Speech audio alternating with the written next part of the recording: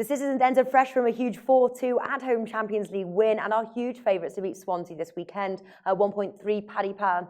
Now, any chance their Champions League match may cause them fatigue for this match or not?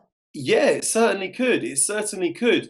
Manuel Pellegrini, the manager, has bemoaned the heavy fixture schedule that the Citizens have been under lately. That was the excuse he gave for them losing 2-0 to Stoke last weekend. They don't have a particularly big squad. They've spent hundreds of millions of pounds on new players, but they don't actually have a squad similar in size to the likes of Arsenal, Man United, Liverpool, Chelsea, those sort of teams.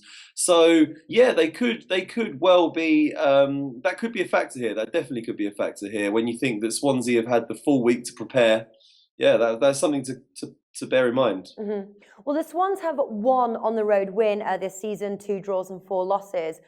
Could we be looking at City to win half-time, full-time 1.83 Coral, or the fact that they might be fatigued? Should we skip that one? I think you could well be, yes. There's a couple of real wild cards here.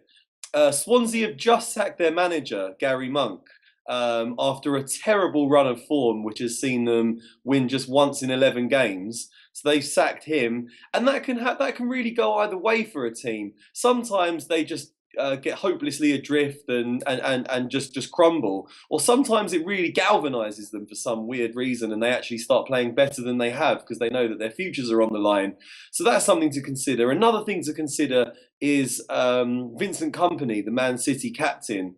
With him in the side, they're pretty much unstoppable. They win all their games and they concede hardly any goals. But when they miss him, they concede more than 2 goals per game, and they're just really shaky at the back. So those are 2 wild cards, and it doesn't look like Kompany's going to make it actually for this game. So those are 2 things to consider. But still, I think at home, with the players they have, Man City should have enough to win this game. And yeah, I could see it being half-time and full-time win. All right, fantastic. And obviously, last meeting back in April saw a total of 6 goals. Are you expecting like another goal-heavy match? So maybe sort of Man City in the over 2.5 goals, 1.75 goal sports? I think that looks like a good bet. Yeah. Like I said, Kompany looks like he's not going to play.